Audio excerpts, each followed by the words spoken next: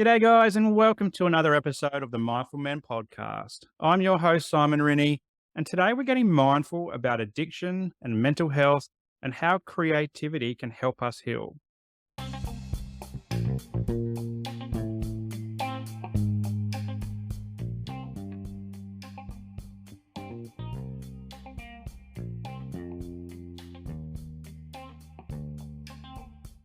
And a trigger warning, we are talking about things like addiction and mental health today. So if you do get triggered by these discussions, feel free to skip this episode. That's perfectly okay.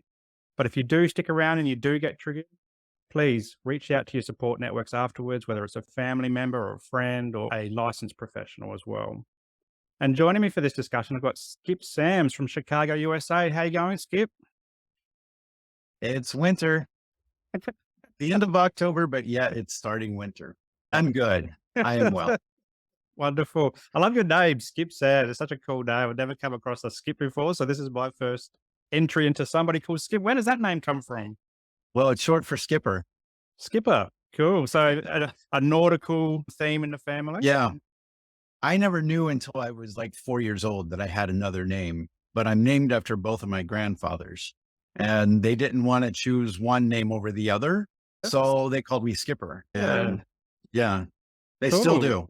What a cool If you would story. call me Lawrence, you would have to say it like 3 or 4 times before I realize you're talking to me. So your name's Lawrence. Lawrence Paul, yeah. Ah, cool. So I love Skip. Oh, what a cool day. What a cool story as well. I love it. Now, Skip, you're a recovery and success coach, a composer, singer, and actor as well. And we're going to be exploring all this. And I'm really keen to hear your story around how creativity forms a big part of your life. So let's start off with a bit about you. Can you tell us where you grew up and some of your backstory, particularly what got you into the music and the arts? All right. Well, I'm originally from Columbus, Ohio. It's a mid-sized Midwest city. And I started to sing when I was like 3 years old. My dad's a minister. So I instantly was able to get the spotlight and center stage whenever I wanted to sing, even at 3.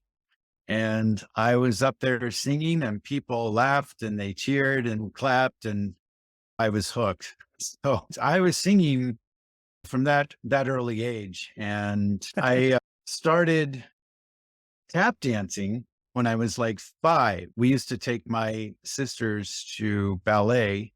I was like 3, 4 years old, and my mom and I were sitting off to the side. But the class before my sister's ballet was a tap class, and I would always tug on my mom's arm, like, I want to do that. I want to do that. And she's like, when you're 5. So then that led into throughout my childhood into my teen years. I started singing more and more. I was singing like semi-pro when I was in high school, most religious. And that's very interesting, all that phase, because I was growing up in the church, loving to sing and loving to sing in church. And then around 11 years old, I started to figure out I'm gay. So that was singing for church on one hand, and then figured out I'm gay. It was just like 2 separate lives. At the age of 11, 12 years old, I started to like learn to lie and live a double life. But the whole time I'm sitting there praying, God, don't let me be gay. Don't let me be gay. And this is also the time of, let's see, this is like the late 70s and going into the early 80s. So about the time I'm hitting puberty, I'm figuring, I'm wanting to do right for God. And I'm also figuring out I'm gay. And then on top of that, here comes the AIDS crisis. Mm. So, there's just a lot of shit going on. And I started throwing up. I started bulimia when I was like 16 years old because I wanted some form of control of what was going on. And that went on for a few years. And I went to Bible college for a year and a half. And after my 3rd semester at Bible college, my girlfriend told me to move to Los Angeles and come out of the closet. My girlfriend. So that's what I did. I moved to, not because she said it, but I went there to music school. And it was kind of like a decision. Am I going to be authentic or am I going to try to conform to this religion that I'm told God loves you, but you're going to hell, Mm. right? And I chose authenticity for me. But that also meant, even though I was pursuing music, my purpose of it, a lot of it was gone because I was doing it partially for the God that I understood, but I was also doing it for if I do it good enough, God will save me and not let me be Mm.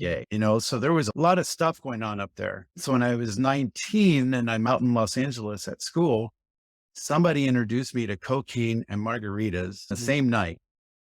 And that was like, oh, that's what's going to fill this hole.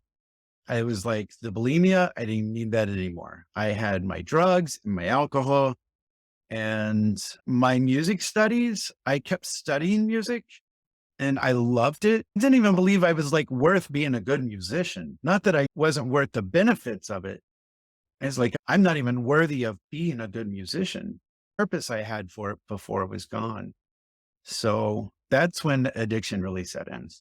And that went on for 20 years, my friend, 20 Wow. years. And I would get a little bit of success in my career and then I would sabotage.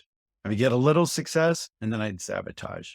I get a little more success and then I would really sabotage. And the greater I went up, the further I went down in the crash. And actually, I was just talking to a friend about this. It was 2002, the end of October, right about this time, 20 years ago. I had started to get on crystal meth and I had been on meth for not too long. I had been a drinker, pot smoker, cocaine occasionally.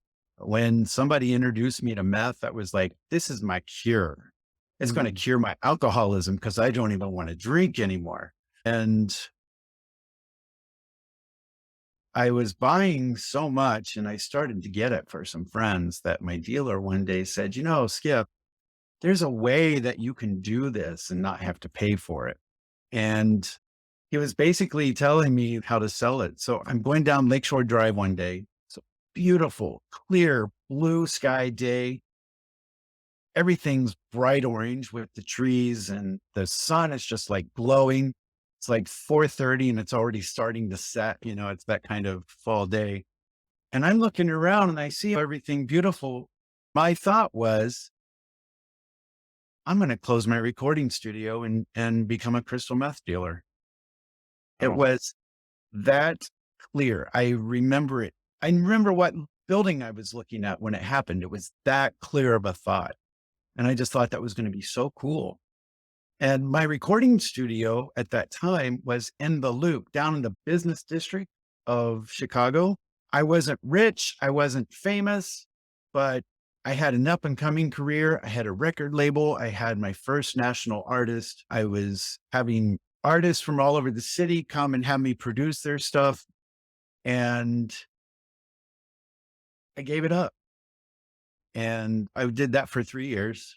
And 3 years later, I was at the point where I was suicidal.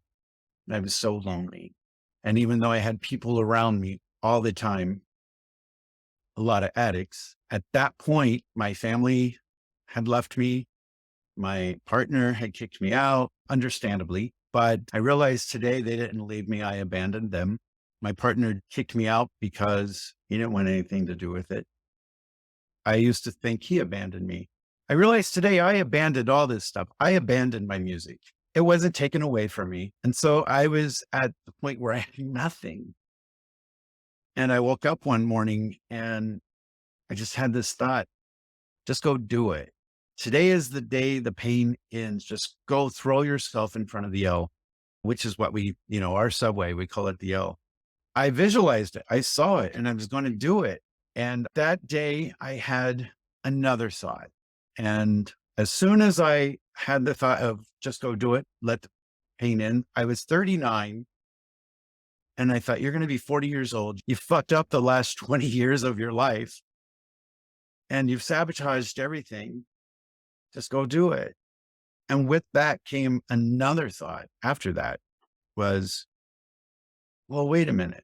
If you fucked up the last 20 years, why don't you do something the next 20 years? And then you can like kind of make up for that, right? and you could be 60. 60 is not that old anymore. No, And it's not. wow, if you live to be 60, you could be 80. No, this was 2006. I Mhm. was diagnosed with HIV in 2007. And I really did not see my life past 40.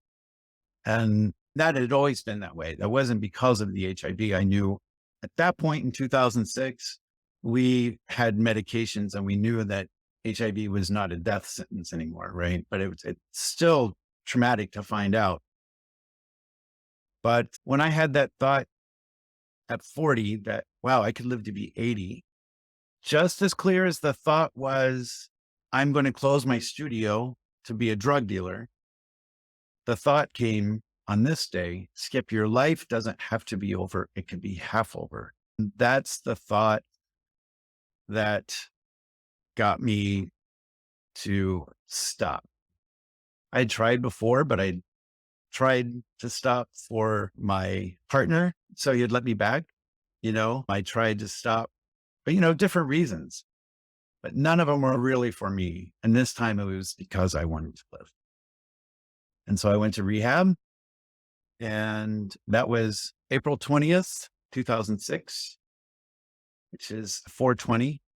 I don't know if that means the same thing there. I think that's global, but 420 is the code word for pot. Ah, okay. No, I didn't know that. But that's my clean day. Wow. Skip, what a story. It must feel so relieving to talk about it. What's the emotions that come out when you talk about your story? Gratitude, gratitude.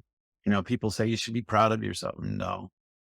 I mean, there is a sense of, but it's not pride. I mean, it's more humility and it's more gratitude. I'm 16 years into this recovery, but I'm only one joint away or one drink away from a relapse.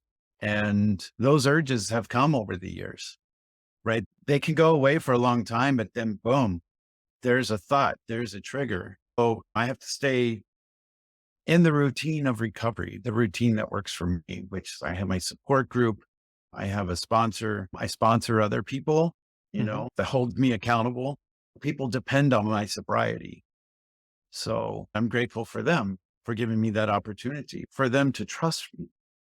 I was so untrustworthy. I was living two different lives. I was such the liar my whole life. And there was so many different versions of Skip. There was the one that he presented in front of his family. There was the one he presented to his drinking buddies. There was the one he presented to when he was at work or whatever. None of them were ever the same. There was a point in my life, it was like, wait, who knows what? Who knows what about me? And what did I tell them about me? And what story did I tell them? Mm. Which is the lie, which was truth. And it was a few years into recovery that I started to, and it actually started from revealing my HIV status when dating people. It was like Mhm. 2009. And there was still, like, today we know that I'm undetectable, so I cannot infect someone with HIV. It's Yep. just scientifically proven. Still stigma around it. People don't still really get that. But in 2009, nobody believed it. Nobody. And I lost a lot of dates. In fact, I'd be in the middle of dates and they'd find out and it was like they were gone. And I realized that I'm compartmentalizing my life. And so I want to create my life in a way that it's just out there.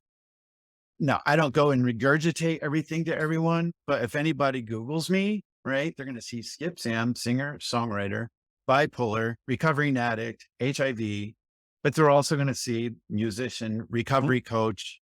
They're going to see a lot of different things and positive things, most of them positive. And on that day in 2009, I thought I need to integrate all of these compartments. And that's when I can be whole. And I could fill this hole finally. And if I integrate, then I can be an integrity. Dude, like this light bulb went off. Integrity, integrate. It's the fucking same word. right? It was just Yeah. amazing. That was like such an affirmation that and to stop compartmentalizing. I've created my life on purpose so Yeah. that I can talk openly about this and that I can, and I know not everyone can Yeah. for different reasons. Is that what led you to recovery coaching? Is to integrate all the parts of you into one and use it as a bit of a force to support other people? Is that what the drive was? It was kind of, it was not a conscious decision at first to like go into coaching. There was a point where I realized I was on that path. So I made the conscious decision to go to school at the University of Miami after I got my master's. I went back and got certified in professional coaching. And then I started pursuing it as a career. A couple years after, so okay, here's the progression. You want the progression? Yeah. So when I got sober, I went to play the piano and I could not play. I would go to play an F chord. I was trying to play an F chord and I kept playing B flat. And it was just like my hand and my head were not doing they were not coordinated. And then I figured out why I'm playing an F chord. I'm wanting to play an F chord, but I'm playing B flat because I'm seeing the B flat in the F scale. And so it was just totally twisted.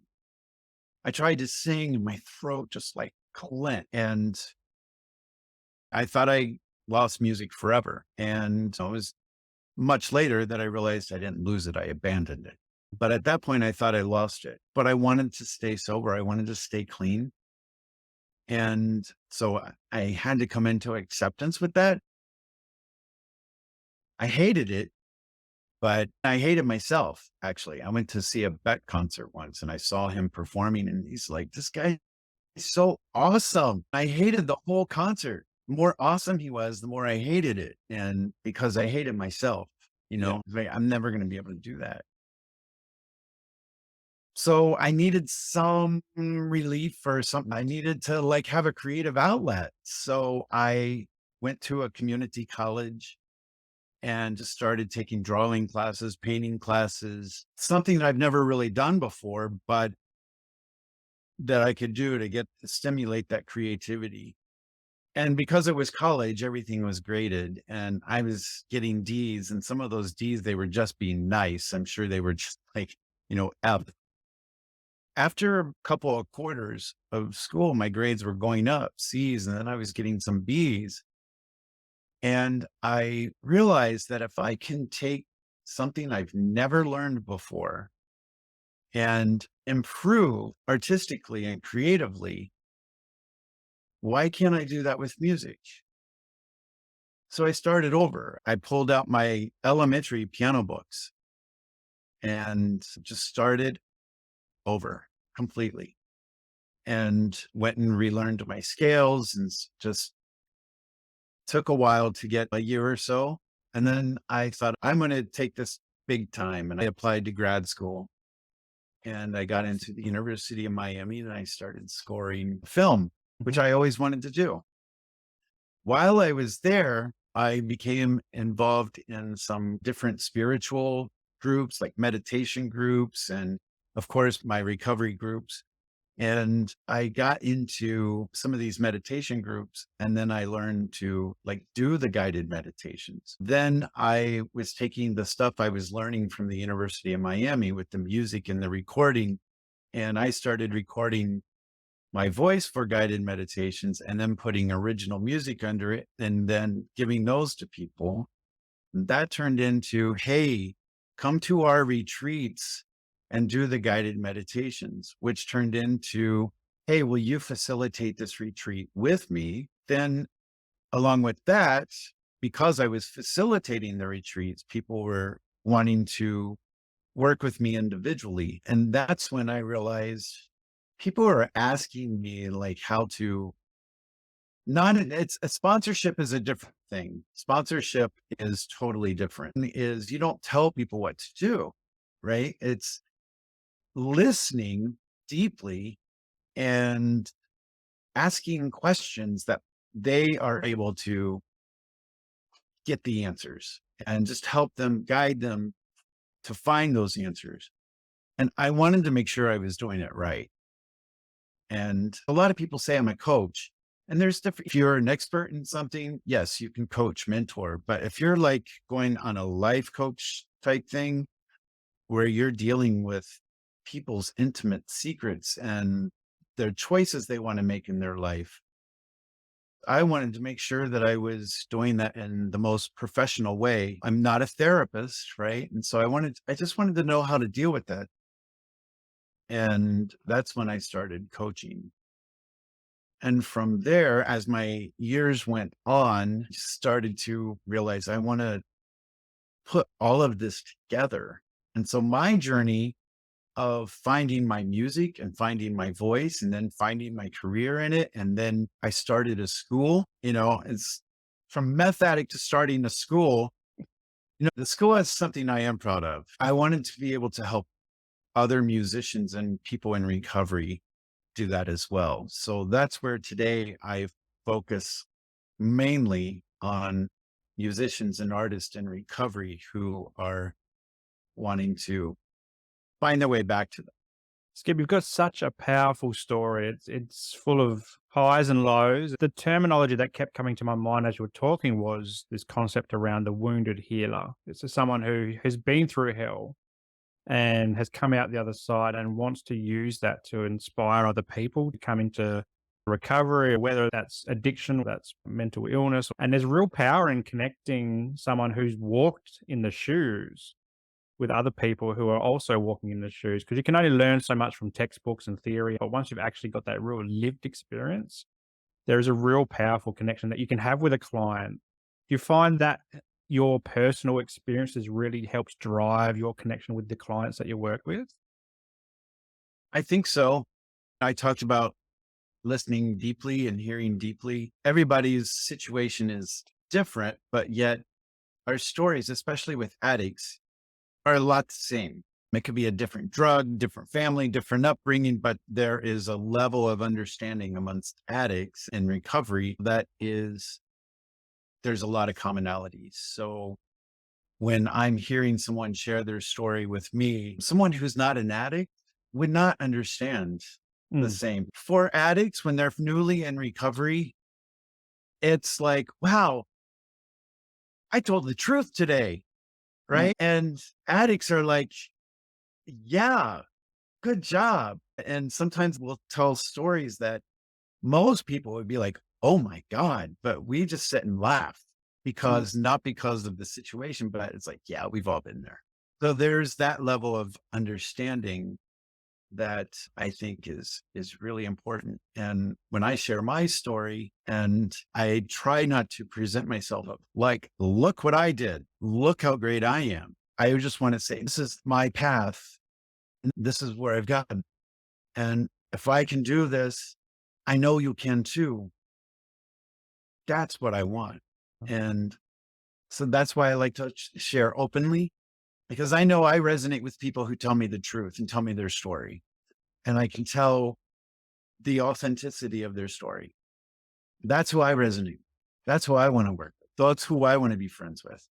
It's such a powerful thing to be able to take off that mask. You mentioned living double lives and so forth, but when we can get to that point where we can actually just take it off and reveal the real us, it's such a relief to do that, whether or not it's one to one with someone that you know, or a therapist, or in group settings where you're around other people that have shared similar pathways. You mentioned before you had the bulimia and then you went into the drugs and then the bulimia dropped away and it felt like you were plugging holes essentially in your being.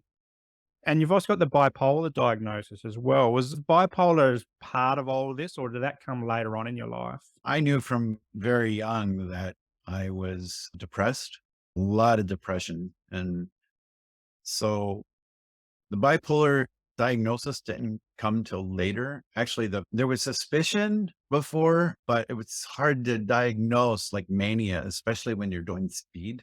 Yep. That's not easy to, it's like, are you acting like that because you're high on crystal meth, or is it really mania? But I don't know the percentage, but it's a very high percentage that people who are addicts also have some kind of mental illness or mental disorder. And I believe that all those years I was self-medicating. And that's why I liked uppers. That's why I didn't want heroin or downers or anything like that because I was already down there. I was looking for cocaine and crystal meth to like bring me up. And that's why when I first got crystal meth, I felt like it balanced me out. That's why I didn't want to drink anymore. I didn't need pot anymore. Coke didn't do the same thing, but I felt like it was a delusion, but I felt like it balanced me out because it brought me down enough from the mania and it brought me up from the depression. Yeah. And you said you knew from a young age that you were depressed. I mean, I have had my journey as well of mental illness. So I developed OCD from 8 years old and bouts of depression, anxiety over 30 years. But I don't remember ever talking about mental health or anything like that growing up in the 80s and 90s. Did you have people around you that were talking about things like depression? Yeah, we've talked about it in my family. Like depression has run in Yeah. my family, my grandmother, other family members of mine. I grew up in an environment where we didn't talk about it. We didn't even know mental health was or mental illness was a term, really. It wasn't Yeah. until later when I turned 30 or so that we started going, oh, there's this thing called mental health Yeah. and we can talk about it and all this type of stuff. So it's interesting that you've had that all through your life. Did you ever go see a doctor around the depression? I did. I went to therapy when I was 19 and I was living in LA. I got really depressed. Even though I was 2,000 miles away from my family, I was still like they were still right here. They were Yeah. still right there with me. And I was always in constant fear of having to come out to them or if they found out. And there was a lot of depression in that. And there was a point where one of my doctors told me they wanted to put me on antidepressants. And I was on my parents' insurance. So they found out about it. And they're like, if you're on antidepressants, we deserve to know what's going on. And that's when I came out to them.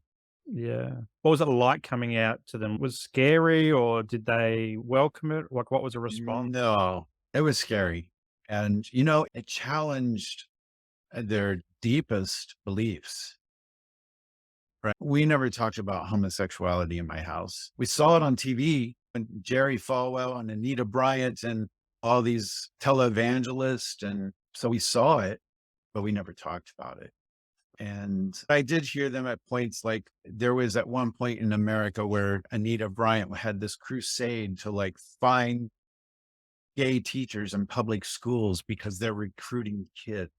Kind of like the freaking conversations that you're doing now in schools. So coming out to them, it was hard. It was hard for them, and I have compassion for that because I know it challenged their deepest beliefs. And it still does in some sense. They've come into acceptance of me. I don't know that they've ever fully accepted that part of me. They loved my partner of 17 years. His ashes are buried in their backyard. So, I mean, there's that level of acceptance. And they love me, never like shunned me away. But it's this 35 years later. It took a many years of working through it. Yeah. And like that addiction was probably something that it was self-medication style. Was that part of it as well, trying to numb that Yeah. stuff with your family? Yeah. Again, that comes back to why a spiritual life is so important for me, the spiritual aspect of recovery. That's very personal to me. But the third step in the 12 steps is we turn our will and our lives over to the care of God as we understood him. And I went to my first 12 step meeting when I was 21. I knew that early I had a problem, but I heard that we turn our will and our lives over to the care of God. And I'm like, fuck you, man. I have already tried that. I know about God and this is stupid. Yeah. And it wasn't until that day that I was ready that I told you about before, your life doesn't have to be over. It could be half over. I was ready. That moment there was like my first experience of the God of my understanding, God, gift of desperation.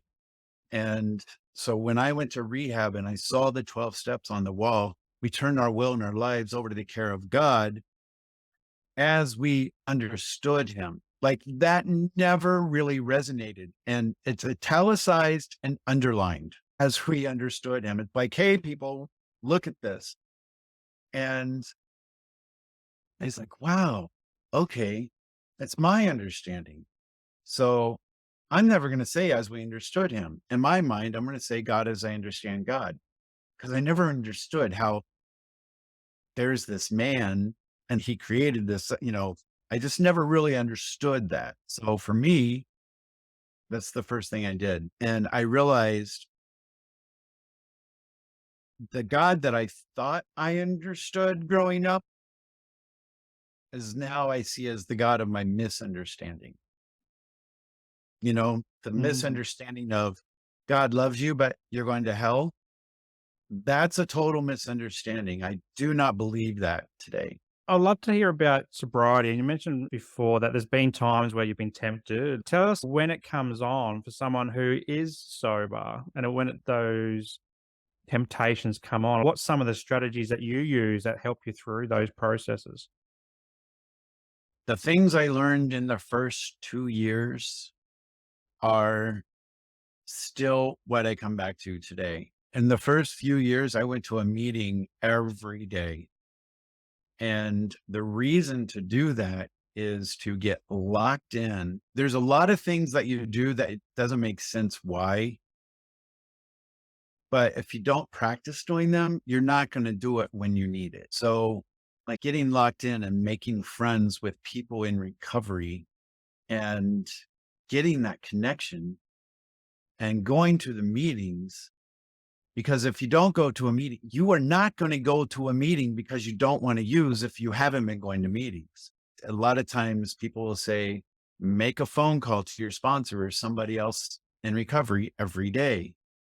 And the reason to do that is even if you're just going to call, say hi, because you're practicing calling, even if you don't have anything to say. Because if you're used to dialing a number and talking to someone and saying hi, when you want to get high, it's not going to be so scary to pick up the phone, dial that number and say hi. Yeah. It's almost like muscle Um, memory. yeah, it is. It is, and the same with meditation. I love that we call meditation a practice because practice it for the times that the insanity comes in our head. We have practice knowing how to get to a safe space. We practice know how to get into a serene place so that when there's insanity, we know how to get there. So, a lot of these little things that I learned in the first couple of years Yeah. still come into play today.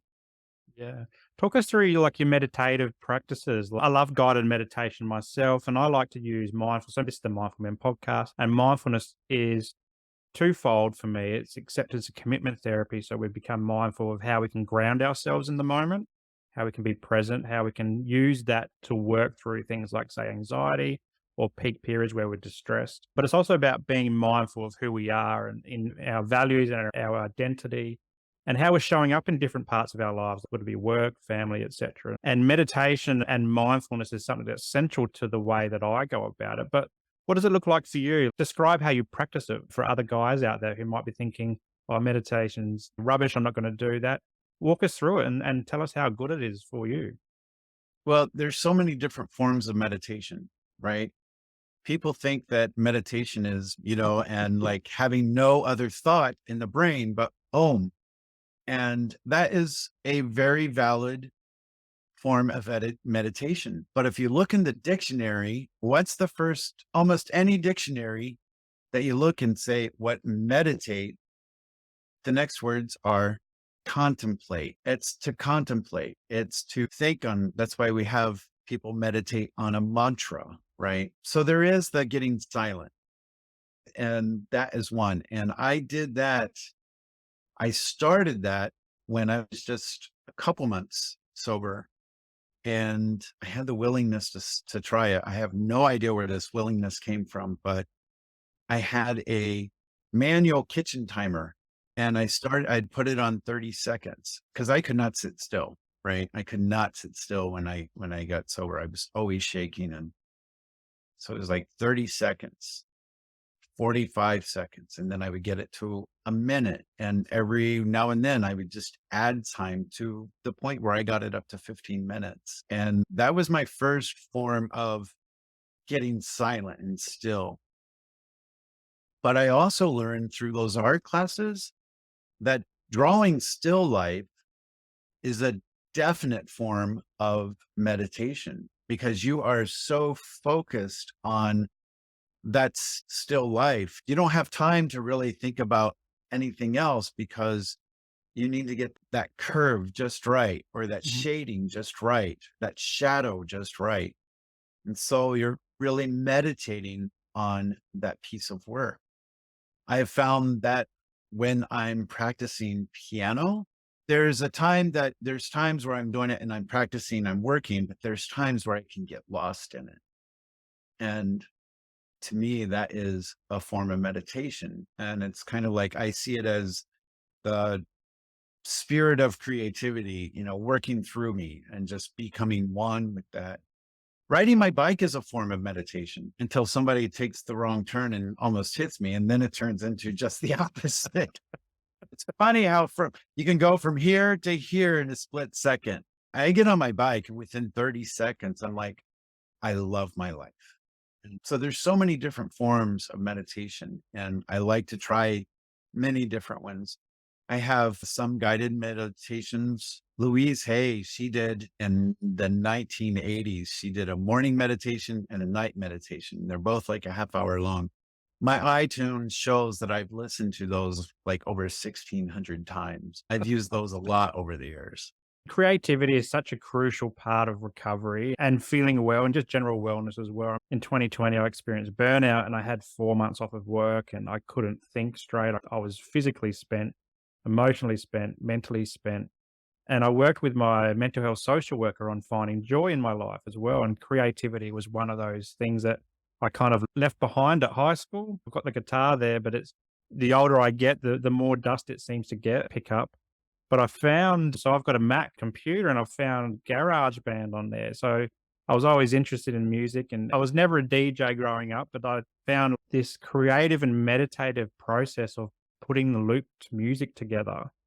And I would do that for 1 or 2 hours and it would help me just focus in on one thing instead of thinking about 5 million things. And then at the end of it, I would press publish, and I've published them on YouTube just as like a mental health inspired music. And they're not that great, but anyway, they're on there. And the sense of pressing publish and completing that task from start to finish was just hugely satisfying. It was creative, it was inspiring, and it made me feel really good.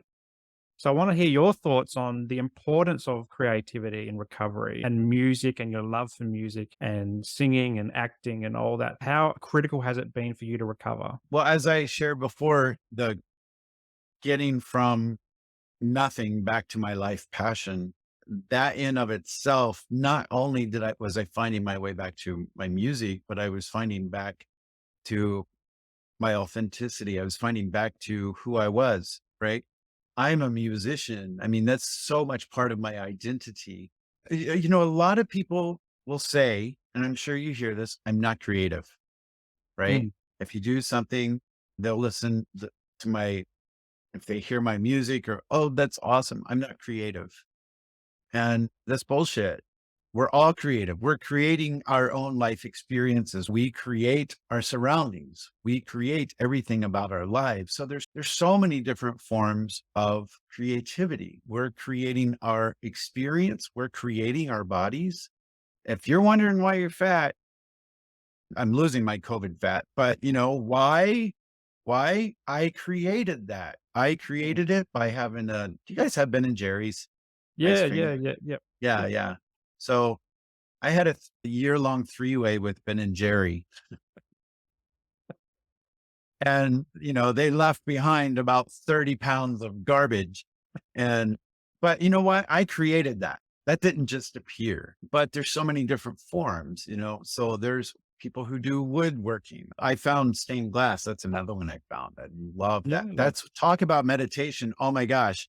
You have to meditate on that or else you're going to have bloody fingers big time. So I, it's like, what brings you joy? What is it that brings you joy? And people, again, will say, well, I'm too old to start that. Well, maybe there's different forms of it. Maybe you don't have to go try to be a pro or, sell your shit, but maybe you can become involved a different way. If you love acting, but you don't feel it, go work in a theater in some way and, allow that creativity to come out. That's what we're here for. We are here to create.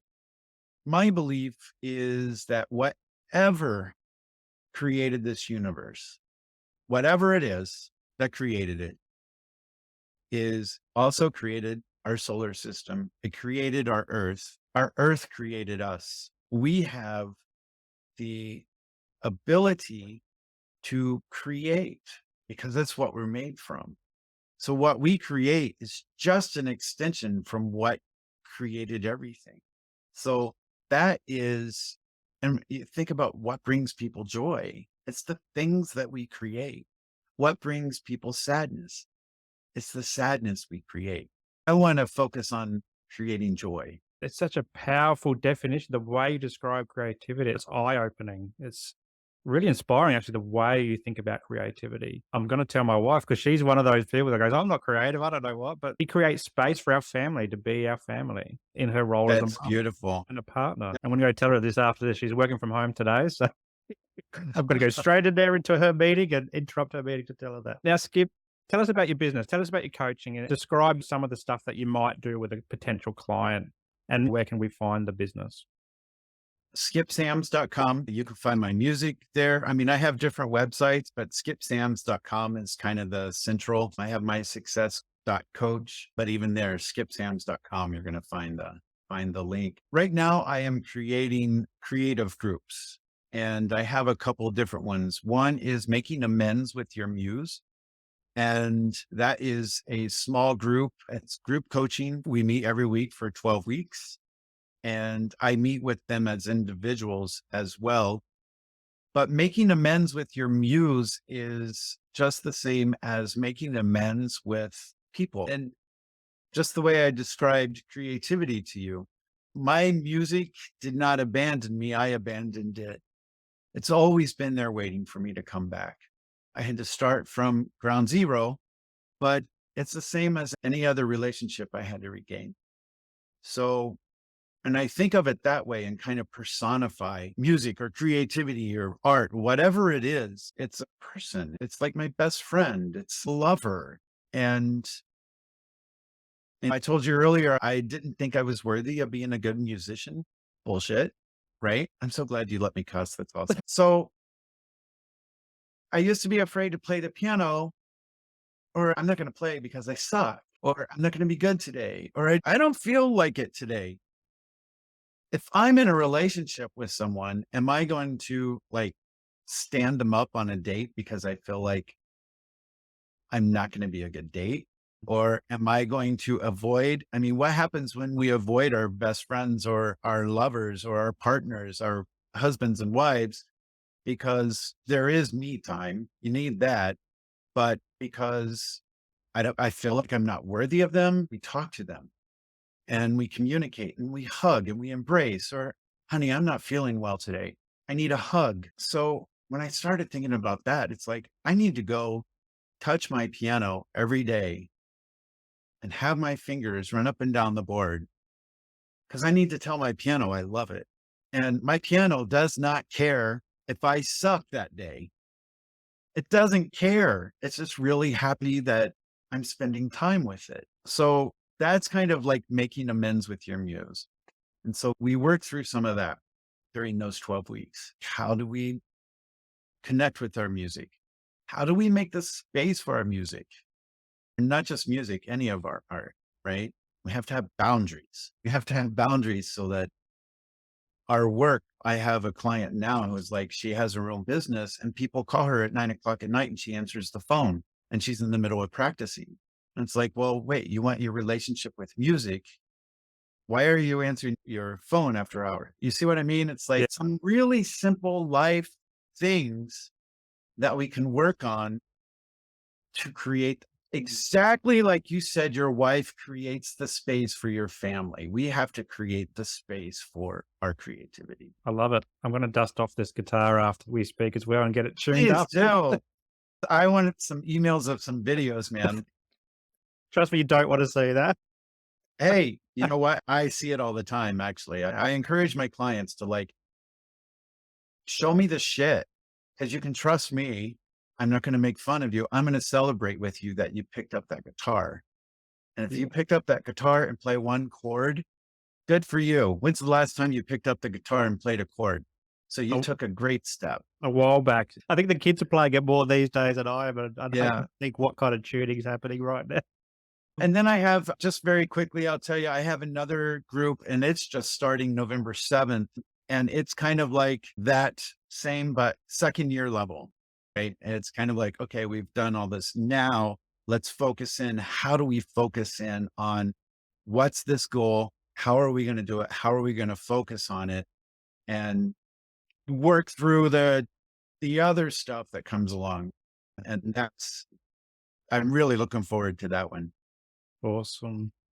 Well, Skip, I've really enjoyed our chat today. I think we could keep Me going too. and going and going. You've got a very powerful story, and I'm so glad to hear that you flipped the script and that you're looking forward to those longer years in life now. I always like to finish off letting my guests, share something that makes them feel good.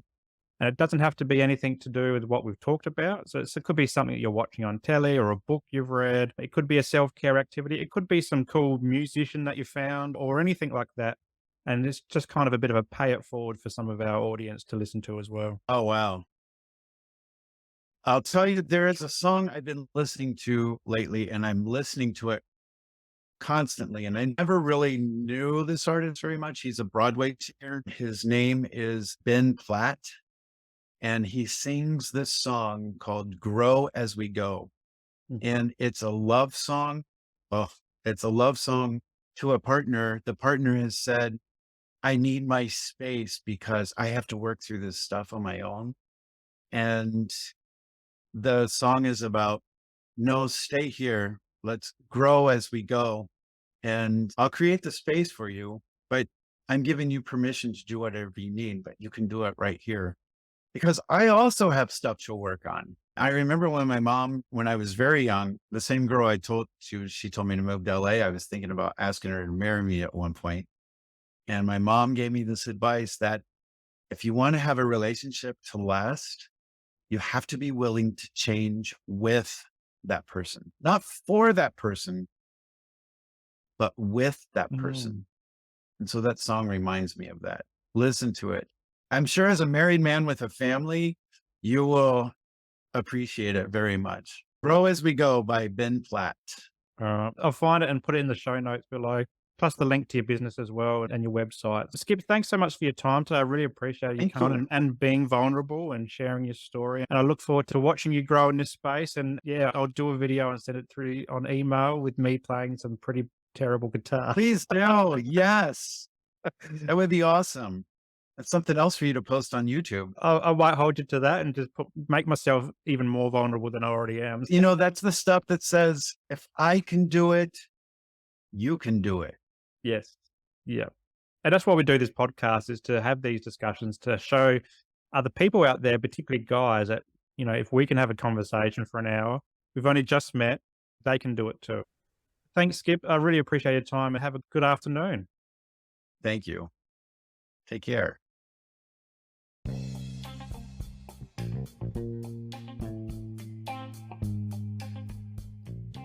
If you enjoyed today's episode, make sure that you like it and leave a comment and then share it with your mates. Also, subscribe to the channel and hit that notification bell so that you don't miss a moment of future episodes to come.